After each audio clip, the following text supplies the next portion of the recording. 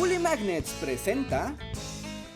En la actualidad es común ver estafas financieras en internet por todos lados, desde los comunes criptobros que te hacen millonario comprando su curso, la clásica estafa piramidal en donde hay que invitar siempre a más personas para que compren o hagan algo, o la siempre sorprendente estafa de la inversión con rendimientos increíbles que no debes dejar pasar y que debes de comprar ahora mismo.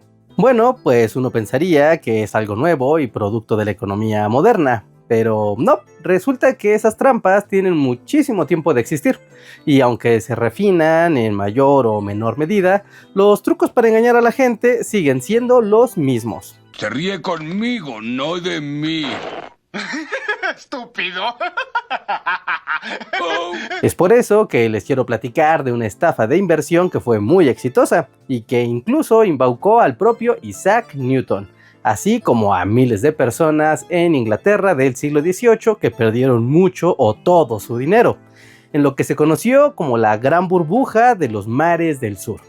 Así que comencemos esta historia por el principio, con un poco de... ¡Contexto histórico! Nuestra historia comienza en Inglaterra de 1710. En ese entonces el gobierno de Gran Bretaña se encontraba en apuros financieros, pues estaba librando dos guerras de forma simultánea. Por un lado, la Guerra de Sucesión Española para influir en la elección del nuevo heredero al trono del Imperio Español. Y por otro lado, la Gran Guerra del Norte, en la que se peleaba por el control del Mar Báltico.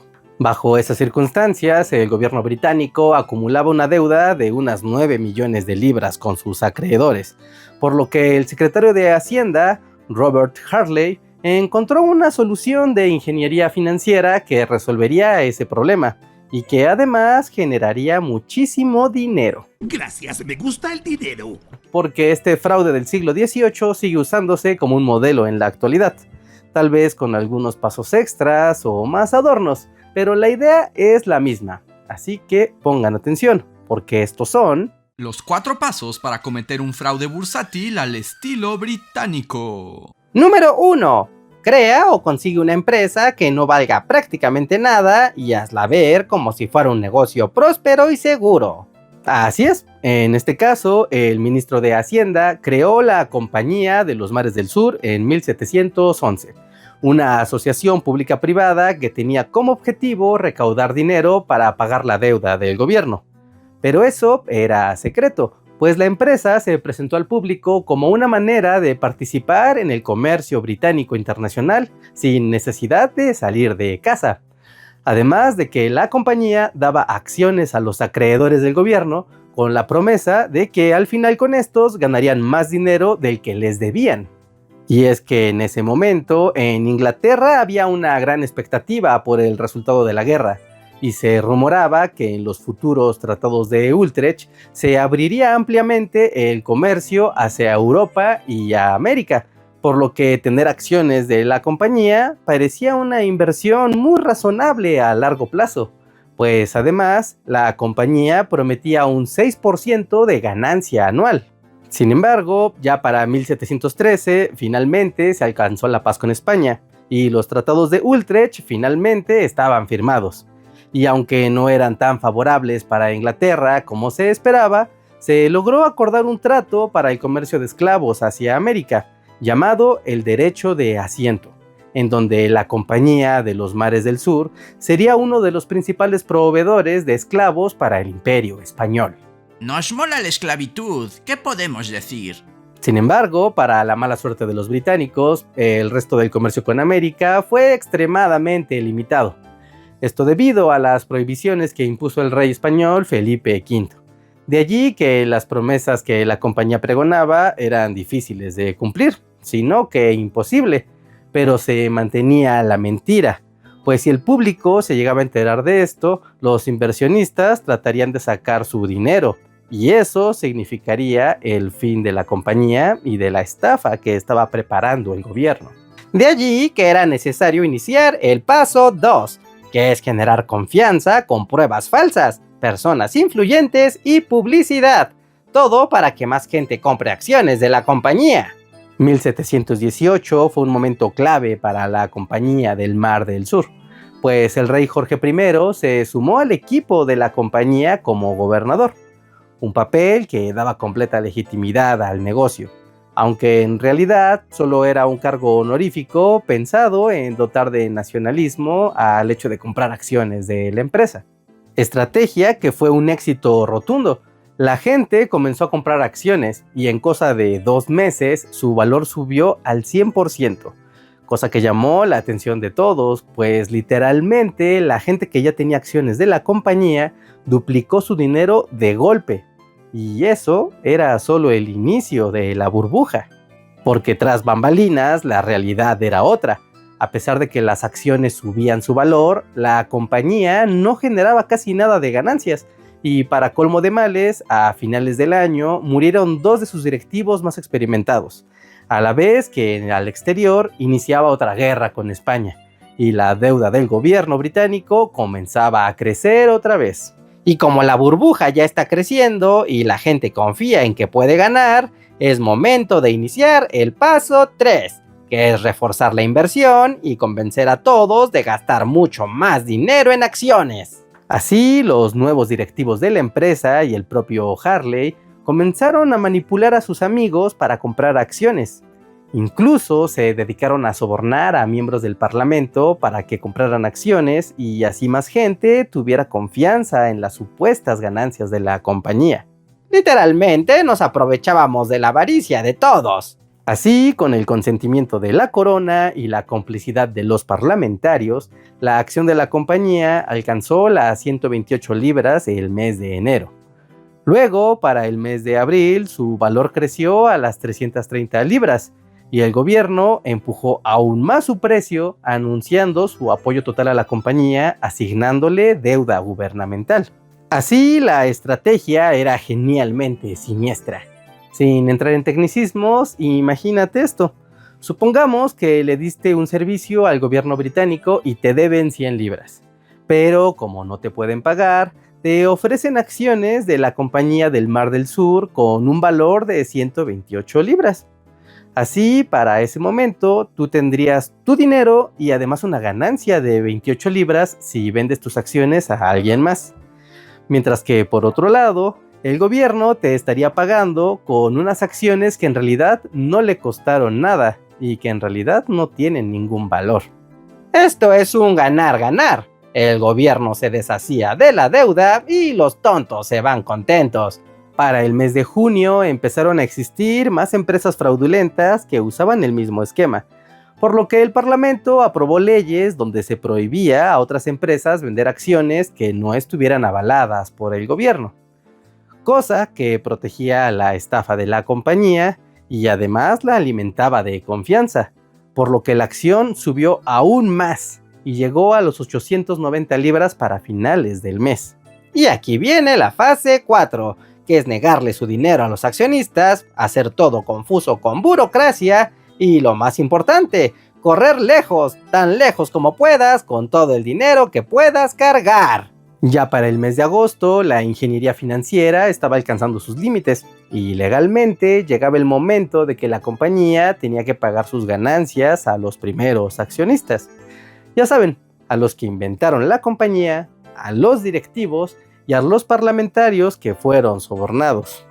Todos ellos que obtuvieron acciones muy baratas o prácticamente gratis y que ahora se hicieron millonarios de golpe.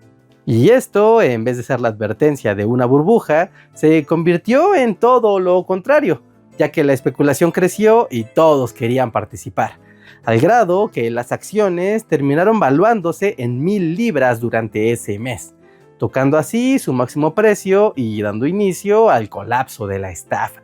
O sea que para septiembre ya nadie estaba dispuesto a pagar más de 1000 libras por las acciones de la compañía, por lo que a partir de allí todos querían vender sus acciones y reclamar sus ganancias cuanto antes, a sabiendas de que diariamente la acción valdría menos.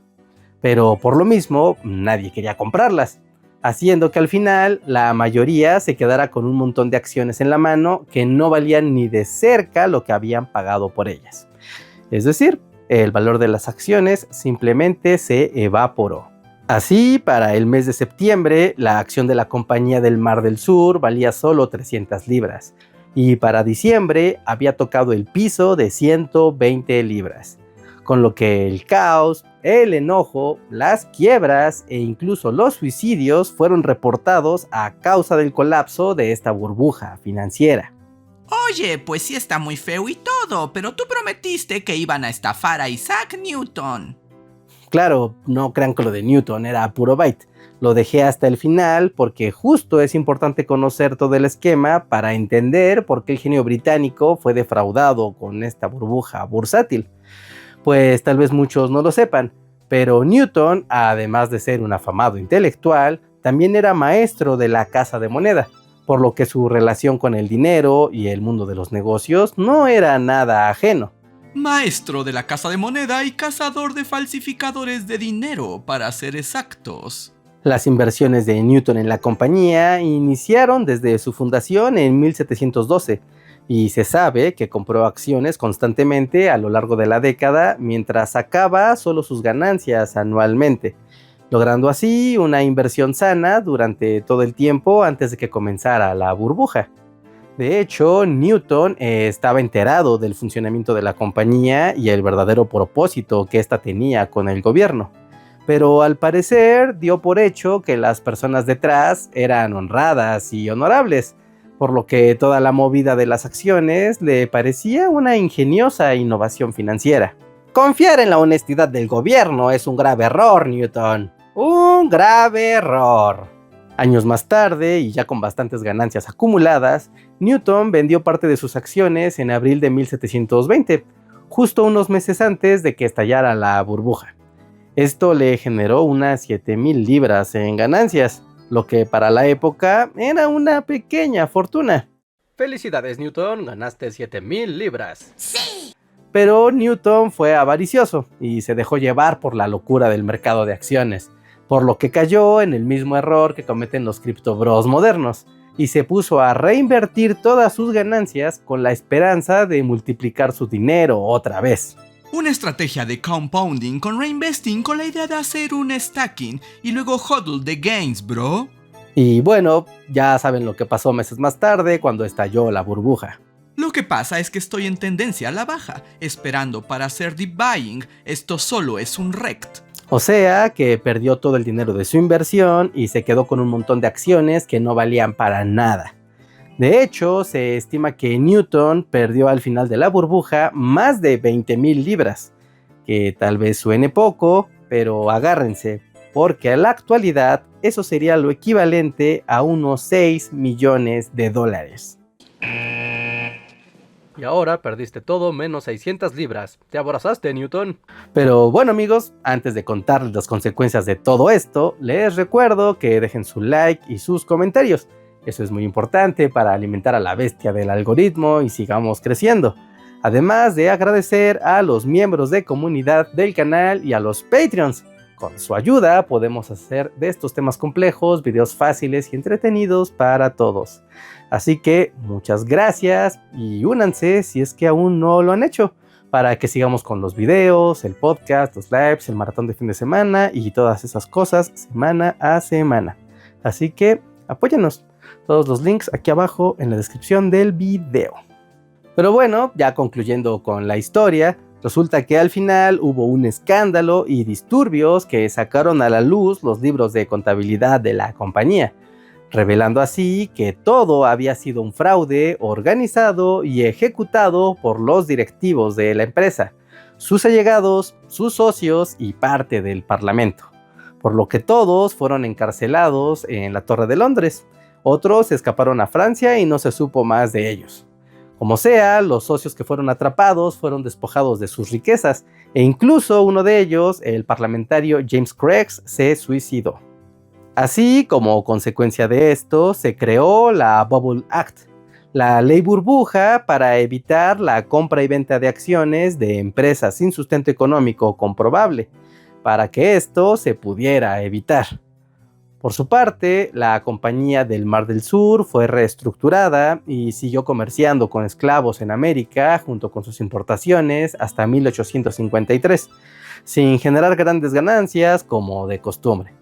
Y finalmente, Isaac Newton, quien perdió una fortuna, siguió con su vida prácticamente igual, porque era un viejo rico y ese dinero no significaba gran cosa para él. Pero eso sí, nos dejó una frase que resume toda esta situación. Puedo predecir el movimiento de los cuerpos celestes, pero no la locura de las gentes.